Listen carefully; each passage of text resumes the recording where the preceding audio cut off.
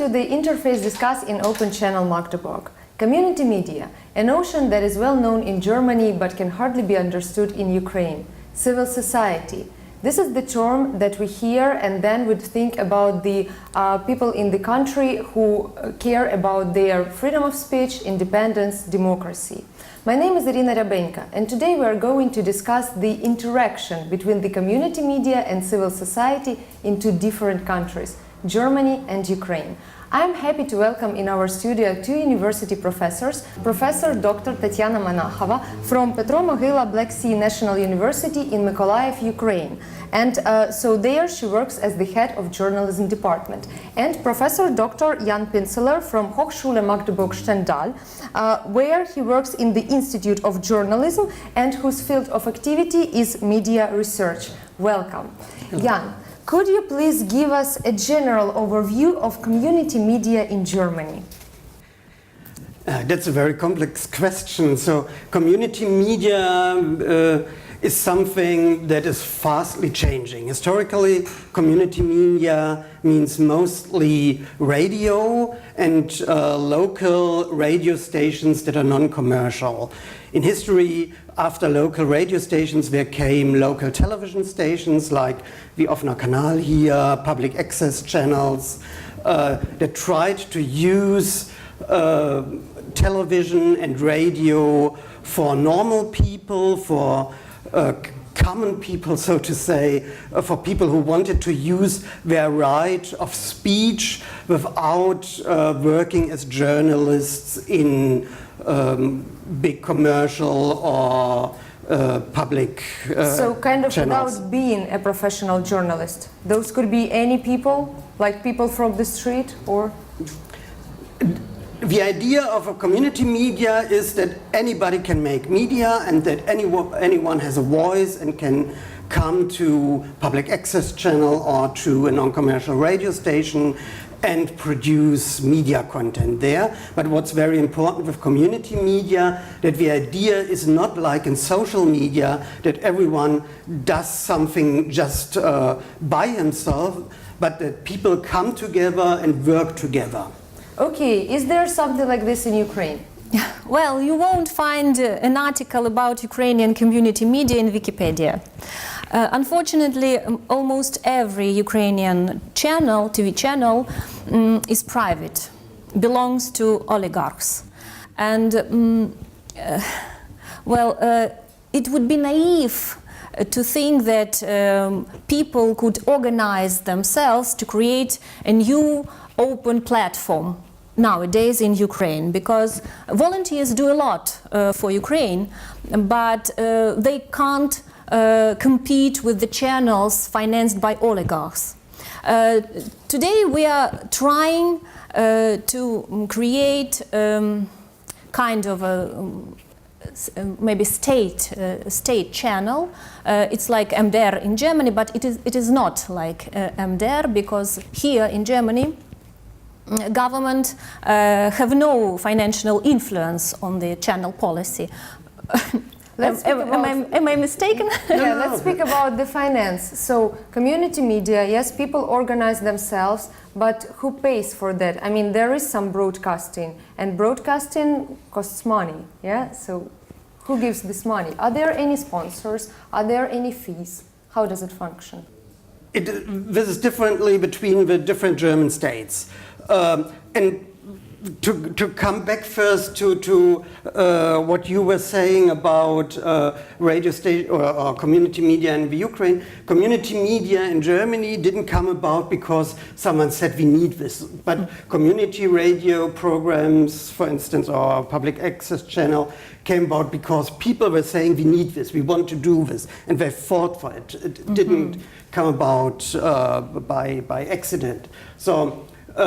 And because this is where community media came into existence in Germany, at least, they were financed by themselves. So they normally finance by people paying a fee to become a member of this community radio station. And nowadays, in most German states, especially here in Saxony-Anhalt, community media get some finance from the don't even know if there's an English name for Landesmedienanstalten. This is some organizations that organize or control private broadcasting, and there's some money that community media get from this organization. I think this German experience of television tax could be useful for Ukraine. But on the other hand, the people's ability to pay such a tax is very poor. We've got an economical crisis, and do you think it is possible to create a community media in such conditions that we have in Ukraine? Of course it's possible, because it's probably not very popular with community media if I say this, but it's very cheap to produce community media. Oh. Especially nowadays it's very cheap, because I can start doing this web radio program. In the internet. Yeah, so it doesn't cost much money. I can use my smartphone to record interviews and stuff like that. So if I do it on the cheap, I can do it. And I think for community media it's much more important to have an idea that I want to say something, that I want to express myself and to work together with other people to express something together, to try to bring people together, to talk about what's happening in my community. And that doesn't cost very much money. Obviously, it's good to have some money. So what we experience, at least with community radio stations here in Germany, is that normally you have an institution that tries to collect membership fees, but not everyone has to pay this fee to take part in the radio program. Otherwise, you would pay for having access, and that's not the idea of community media. So I think, yes, that would be probably not, it probably wouldn't be easy, and it wouldn't look totally professional. But if people have ideas about what they want to talk about, what's important in a community, if something is happening and people say, we need to talk about that, we need to make our own programs about that, especially at a local level where you don't have many media who talk about that, then you can do it in a very easy way. In Ukraine, social media, especially Facebook, have overtaken the mission and the function of traditional media. Bloggers became journalists and opinion makers, and our news programs quote Facebook posts of politicians. I think it's kind of a crisis of journalism, of traditional journalism, and in such a situation, I think social media would be the community media, can be community media. The problem with social media is that it's not very social, because everyone is doing it by himself, and as you see at the moment in Germany, with it's very individual. It's on one hand it's very individual, and on the other hand you see that parties like the AfD in the German Bundestag, they try to use it to bypass the traditional media. Can you say then that there is the influence on social media? That social media is not independent and that there is not so much freedom of speech? There's quite a lot of freedom of speech, because on Twitter I can write what I like, but there is not really freedom of speech because there are guidelines that I don't know. There are certain words, if it's about sex, I can't talk about it. So there are certain guidelines that are not journalistic guidelines, what can be said and what cannot be said, that people are not very aware of. So that's quite difficult, I think, to say. You can say, or it's very easy to say what you think on social media, but you have to do it professionally to reach people, to reach a public. And we are not talking about journalistic standards in social media. And Tetiana, you were saying that kind of traditional journalism, in Ukraine is kind of really poor nowadays, But can we say that community media means traditional journalism? I think this is also not traditional journalism. No. So what can you say about that? So kind of if we speak about real traditional journalism, then community media, social networking and all that, where does that belong to?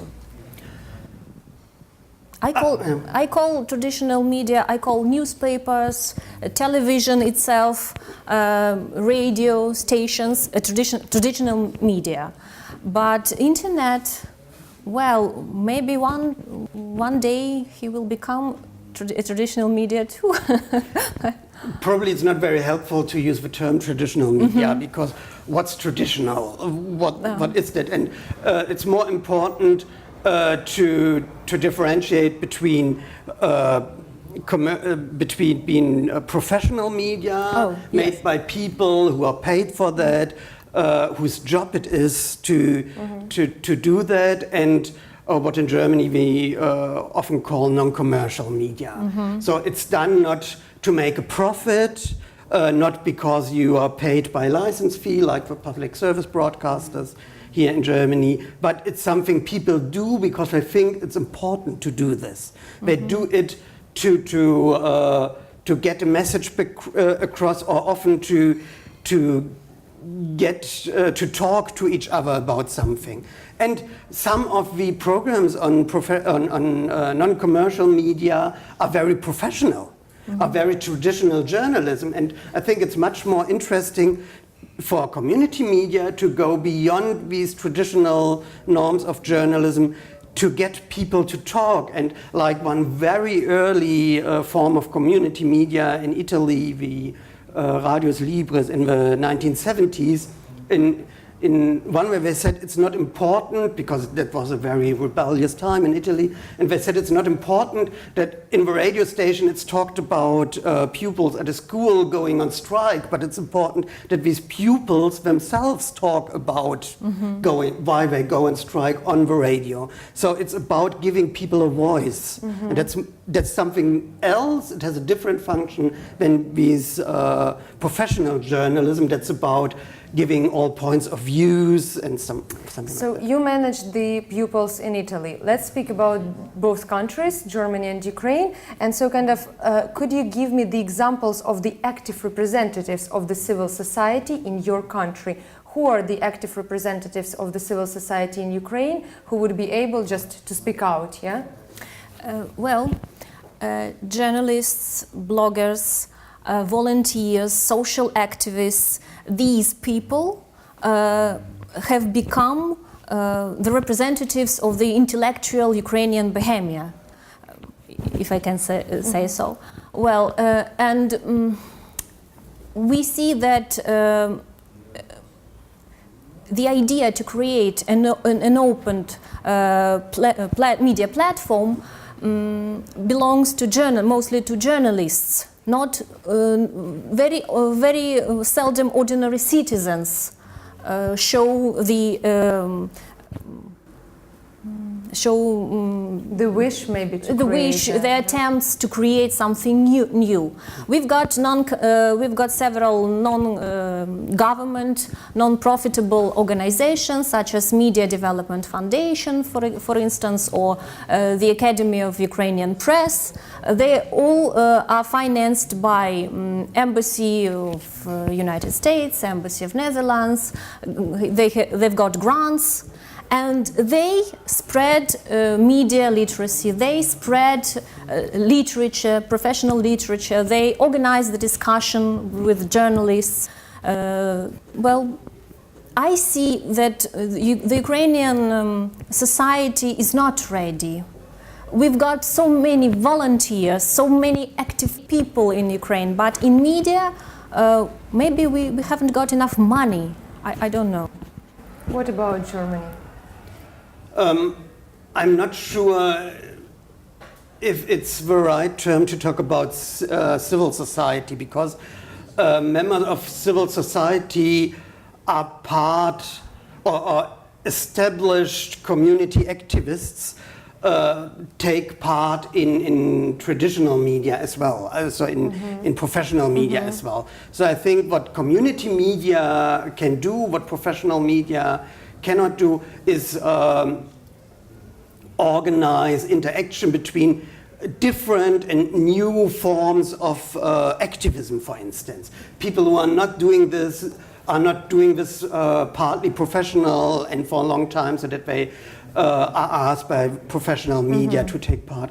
So these are always new groups or protests or whatever who can take part in community media, who are usually not part of established media. So maybe some kind of minorities, yeah? For instance, that's a very important part of that, because they don't have a voice, because they speak a different language or don't speak the German in our case that well, that they are regularly asked on professional programs. The concept of an open channel is hard to imagine in Ukraine nowadays. We have no such examples like Offener Kanal Magdeburg. We just don't have them. We've got some local channels, but today we are trying to make so-called суспільне телебачення, social television maybe, but it is financed by government. If we speak about these different sources of financing, so here we have financing by the government. In the case of open channels here in Germany, in Sachsen-Anhalt, you spoke of this Medienanstalten, yeah? So can we feel the pressure and some kind of, let's say, so, I don't know, censor or something like that, from the people who are, from the institutions who are supporting these channels, this television in Ukraine and in Germany? Can we say that they are able to dictate some kind of policy? I would say for community media in Germany, state institutions are not really able to pressure the content or pressure these groups, these community medias. But to be honest, probably they are not interested to censor that because they are not really that important. So I remember a few instances from the 1990s where there were some form of pressure on community radio stations, but that was mostly about topics like reporting on drug use and stuff like that. And that was not pressure as much to censor them, but these were done via the judicial system that mostly worked out for the community media. And that's also normal for professional media, that sometimes you have someone who says, that was something you can't do on the media, and then when it goes to the judicial system and is worked out what's possible, what's not. So I don't think there's much pressure on that side. Ukraine hasn't got censorship officially, but we've got so-called channel policy. And as almost every channel is private, so we see the battle of the financial and political interests on our screens. I attend many trainings and workshops, and I sometimes, when I talk to people, I say them, when people are told that this channel belongs to the president, that's why the government is always praised on the channel, they get very surprised. So the Ukrainians often do not know the names of the owners of the channels. So the importance of media literacy has greatly increased in the country. So, and we spoke also about these different minorities, about minorities in Germany that can use such, let's say so, community platforms as open channels. What do you suggest for Ukraine? So if we really, as Tetiana says, we are now in need of some new media platforms, are the representatives of our civil society, of just different Ukrainian minorities, are they able just to create something, to speak out, not only to use the social networks as Facebook, but what else, kind of, maybe radio, maybe some other examples? What can you suggest? What I think is interesting that in quite a lot of countries, especially radio, has been a form where it's comparatively easy to bring people together, where if you get a local license for a local FM station, for instance, it's comparatively cheap and you can bring together, and with having one program in one city automatically works in a way that people come together, have to organize themselves together, and have to talk about what is it we want to do here, what are these things that we have to talk about, and that works in favor of people talking to each other, not talking in social media side by side and by themselves. You mean that they have the dialogue? They always have some that's the important thing, to have a dialogue, and that's something I think community media can do, but social media can't do. If you already started talking about the radio, I want to kind of come closer to the topic of your universities and to the university education. And first of all, I want to ask you, do you have a university radio in Hochschule Magdeburg-Stendal? Yes, we do actually. We have a radio program, H2 Radio, and it's an internet radio station. And what about you? We've got a television studio, we've got a newspaper and a website of the university, but radio, we are learning to deal with the radio, but we haven't got our radio station. But I think it will be in the future. But you see, you still have the newspaper. Is it being published? Yes, we've got printed on the paper. So you're loyal to traditions. Yeah. So that's rather funny, because we actually don't have a newspaper and say we can do this on the internet, publishing texts of our students. Yes. Okay, so then let's speak about the journalism and how it is being taught in your universities. What can you tell, what examples of just specifics of media education can you give us in terms of Hochschule Magdeburg-Stendal? We have a bachelor's degree in journalism, where we teach quite a lot of students each year, and the idea of our program of studying journalism is that we don't mix it with public relations, for instance, because that's what most universities nowadays do, at least universities of applied sciences do. Mm-hmm. So what we try to do is teach critical journalism, and we very much we think it's very important that from the first semester students have to produce critical journalism. It's not about, I teach courses in radio, so my examples are from radio. It's not important to have a radio feature on something that you like and you tell how good it is, but it's important to do political reporting, to do critical reporting. Some kind of analytic journalism, then yes, you can say. So I would say it's the only form of journalism but we all know there are other forms of journalism, but we try to, our students will have to make compromises when they work later on. But we think it's important that at the beginning, while they're studying, they learn what journalism really is about, and it's about critically talking about things, showing different points of views. Yeah.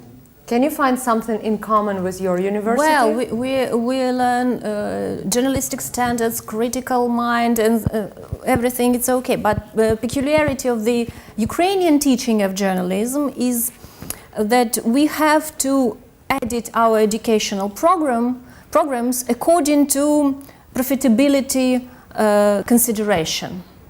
Not having enough funding, universities in Ukraine have to calculate their activities.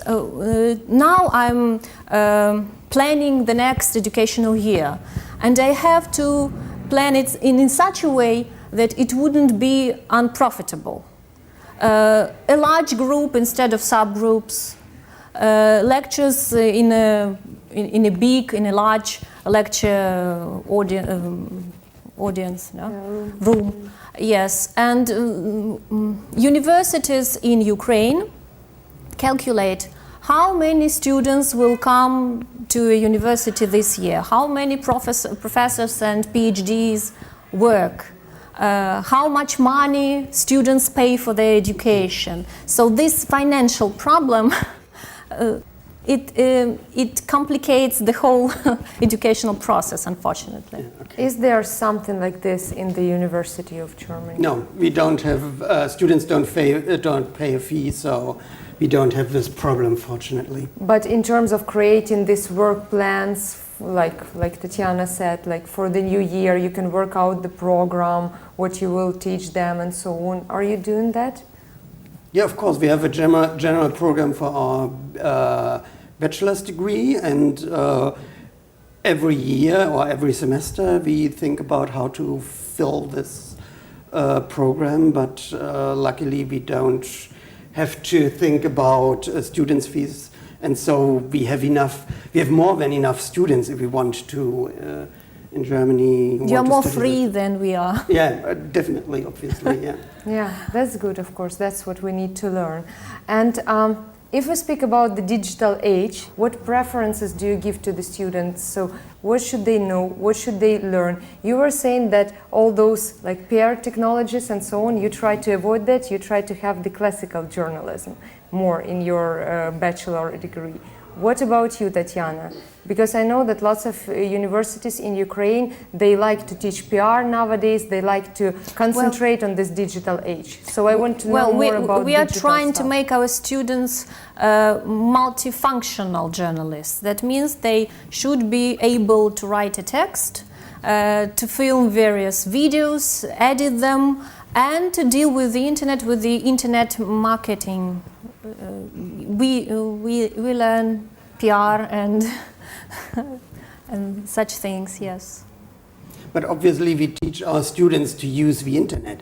So what we try, or our philosophy is that students have to learn how to write texts, how to do videos, how to do audios, and they have to learn this first, and then we can talk about how do we put this together and how to use, how you can use this together on the internet. So we try to teach them first the basics before we get to mixing it all up on the internet.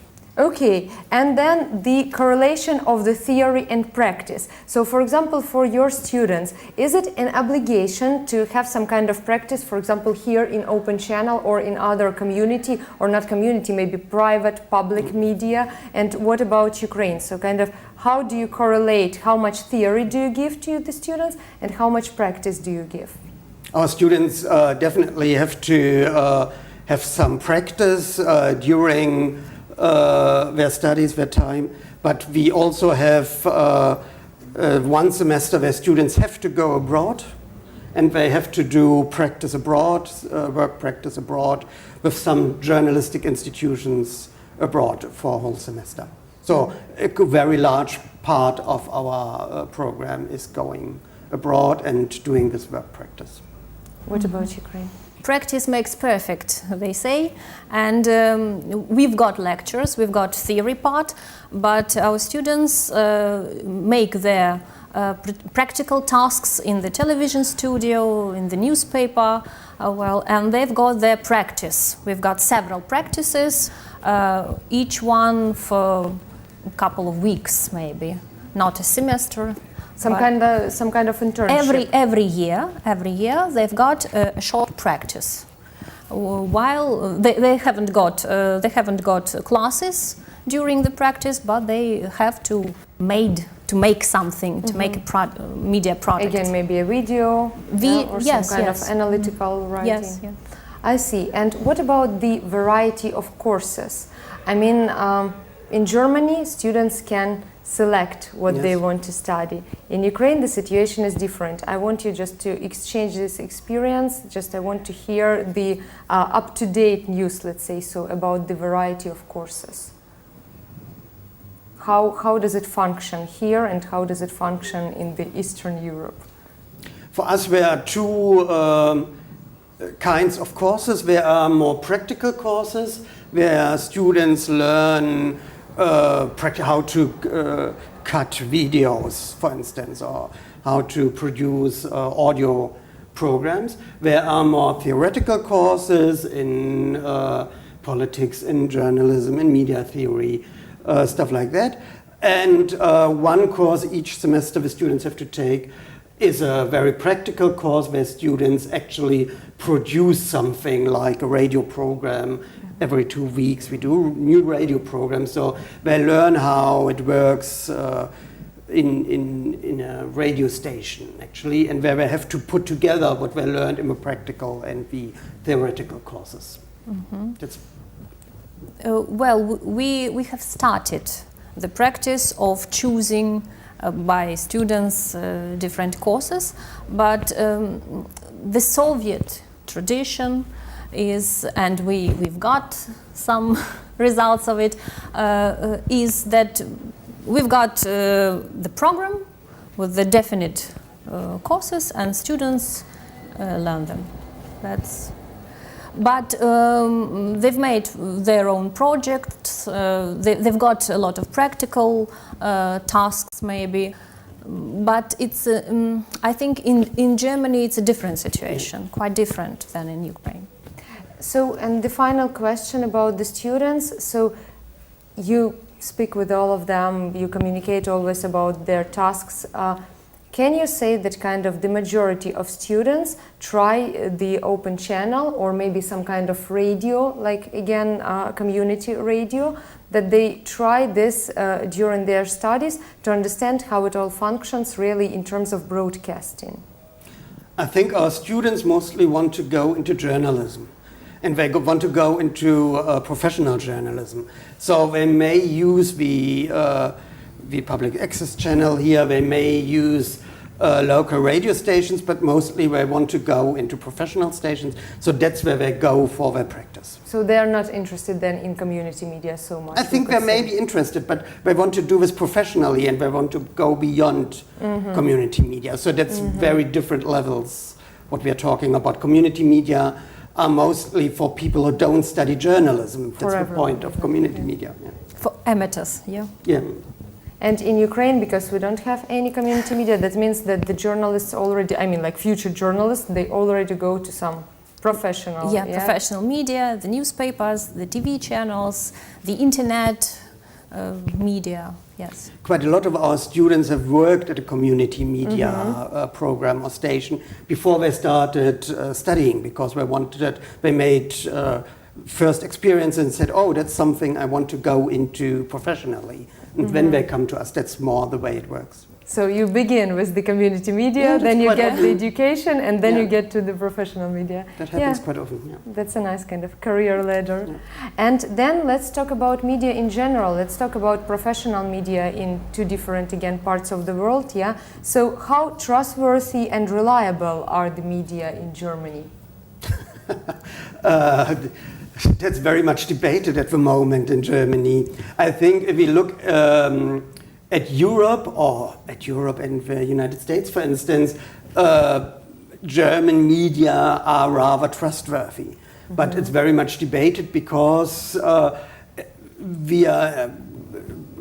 currently there are a lot of debates in German society, so what media say about these debates is debated. So, and some people try to say that the media are not trustworthy because the media say something that they don't like. So, I think if we look at the bigger picture, if we look at Europe, Germany has a very stable media system at the moment. But if you look at especially the discussions about public service broadcasting in Germany, it has to fight, or there are moments now where it's not very sure if public service broadcasting will be financed, for instance, in the way it is now. You mean the fee that all these citizens pay? We have a very big discussion about the television fee we have to pay here, about the license fee. Yeah. So it's not only about Ukraine that people are not capable to pay. Yeah, I mean, discussions are everywhere. What can you, Tetiana, tell us, I mean, being a journalist in Ukraine, what can you tell about the German media? What do you hear in Ukraine about German media? That's interesting, like, to know the meaning of equality? Well, as I've said, the newspaper, they do read newspapers, and that was the greatest news for us. And to your previous question, we've got a situation in Ukraine, so-called informational bubbles. Everyone chooses the media that correspond to his or her picture of the world. Ukrainian society is politically divided. So we've got one part of the Ukrainians would never read or watch the media which read and watch the other. So people try to avoid cognitive dissonance, but in their own segment they've got the opinion makers that are very trustworthy. But then, Tetiana, what can you say about the reliable media in Ukraine? Is there any?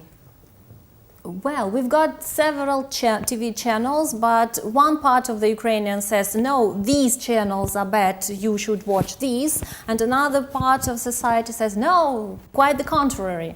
Unfortunately, we haven't got the main media or them.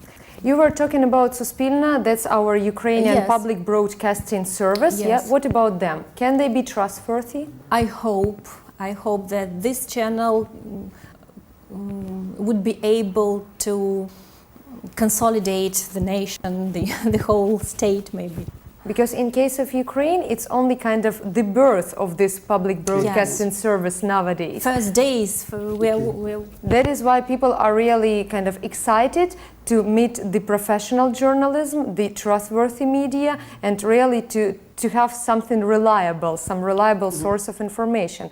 But you're talking that nowadays there are a lot of problems with public broadcasting service in Germany. What can be improved then to avoid those problems, to have it like functioning? No, I think there are not so much, of course there are problems with public service broadcasting as always, but there's a discussion, a political discussion about it, because parts of the German society, especially the AfD, that is now the right-wing populist party that's now in the German Bundestag and in quite a lot of state parliaments, they want to more or less abolish public service broadcasting because they don't like this idea of, on the one hand, they don't like this idea of a public service broadcaster where everyone has to pay for. They say it's much better done privately with commercial stations. On the other hand, they see that the public service broadcasting stations are rather critical of these right-wing populist party, and so they don't like the station. They want to abolish the station, and that's something that's different because always political parties always were not happy with what broadcasters and the media said about them.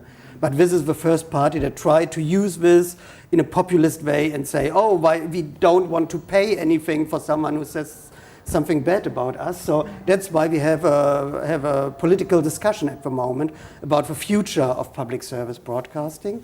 And the public service broadcasters actually try to think a lot about how do we talk to these, I don't know, 15-20% of people who voted, for instance, for the AfD, because we ignored them, because these people have been here, but we didn't realize that they've been here because they didn't talk, they didn't vote. So suddenly we see there is a silent group of people, or until now a silent group of people. And as I see it, the public service broadcaster here, the MDR for instance, tries to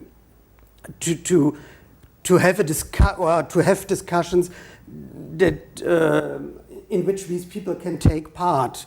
But on the other hand, somehow they make them stronger this way. So it's a very difficult discussion.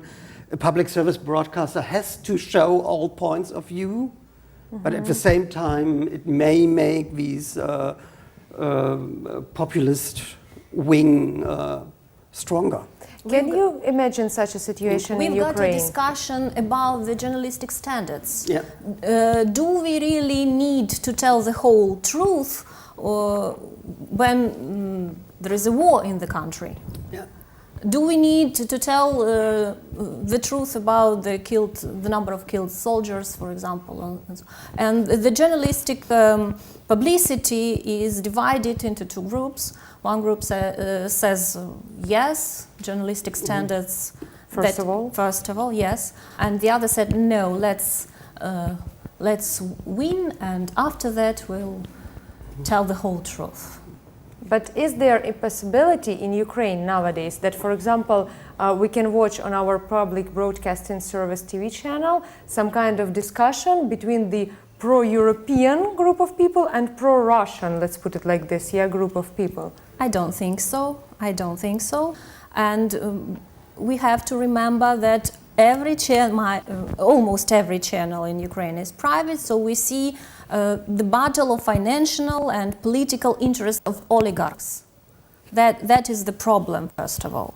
So let's then talk a bit about the private channels. Can we say that they are really free and independent here? You said that really a lot of people say they don't want to pay this fee, and they say, okay, the private channels are better, but are they really independent? Will they really give the true situation that is happening in the country?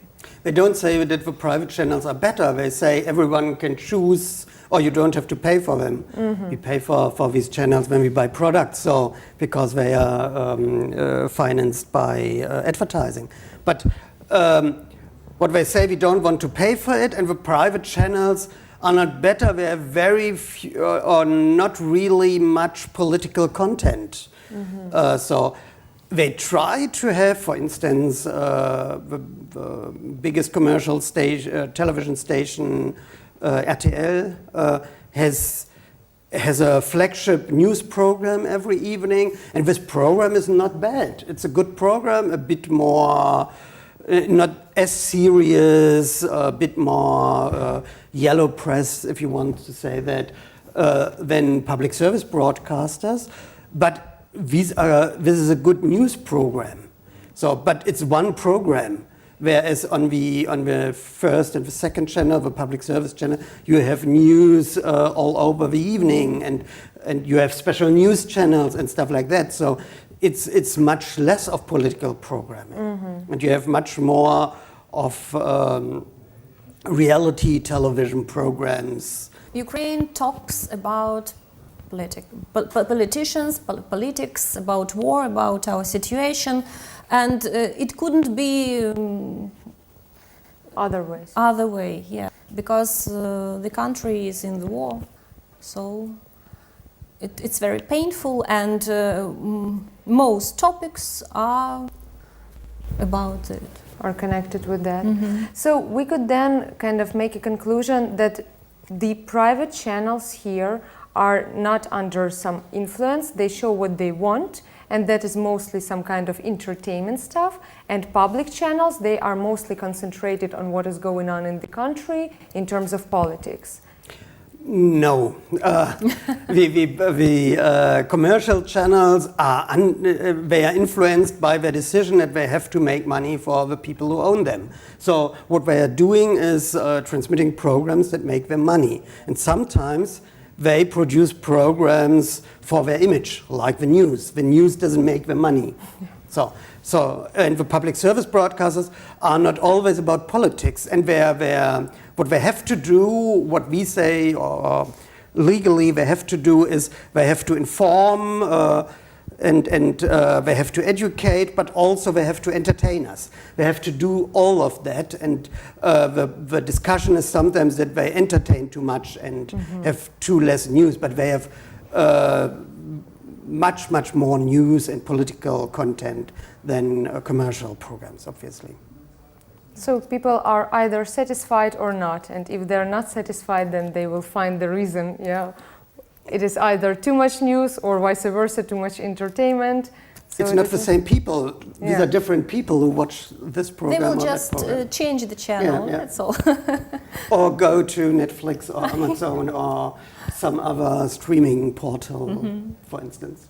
And so the final question which I want to ask is kind of the future of our television and of the community media in terms of, again, globalization. Is there any future of something that we will see really if we switch on the TV and there is something? Or everything will be in our mobile phones, in our tablets, and like no more television, no more radio, no more newspapers in 20, 30 years. So what are your predictions and how strong will community media be in that time? I think it's not, or there is a part where television, if we have to look differently at television and radio. Television will play a part in the future, but more and more television is important when something live is happening. That's something for live television, something that happens in the moment, and it doesn't matter or in the future it won't matter whether this is on the internet or on TV set. On the TV set or wherever. So because films and other stuff that doesn't have to be live, we get on portals, on streaming portals or whatever, and that's why it's a big discussion how public service broadcasters use these streaming portals in the future. For radio it may be different, I would say at least, because radio is something that is so easy to listen to in every situation. You just need a very small radio, 30 years old, to go to the lake in the summer and you can listen to whatever you like. So radio is different, but what with this trend to broadcasting, radio stations use, especially public service broadcasters, use streaming portals nowadays to put out their program, radio dramas, radio features and stuff like that, that you can listen to whenever you like. So I think that's, so in the future there will be a place for live programs, but quite a lot of content will be available on the net. And that's why I think that community media will have their place in that, because as I said in the beginning, what community media can do is, as the name says, they can bring together people in a community. That's something that social media usually can't do, where everyone is doing his thing or her thing alone. So if we ask the same question to the representative of Ukraine, again, kind of the public broadcasting service is doing the first steps. Community media doesn't exist so much. There are some media platforms. So what future then do you see for Ukraine? The modern society is changing so fast that I can't imagine what would be in several years. But let's be optimistic. Let's say that journalistic standards will be in the future, always will be. Well, and maybe there'll be new formats, new forms, new genres. But I hope that television will say the truth, will entertain, will inform, and I hope Ukraine will have its own community media, not only social media. I want to thank our guest for this fruitful discussion. Thank you so much for being here, and I hope not only our professors enjoyed this experience exchange, but also our viewers learned something new about Ukraine and Germany and the media experience of both countries. So see you next time, and thank you for being with us. Thank you so much. Thank you. Thank you.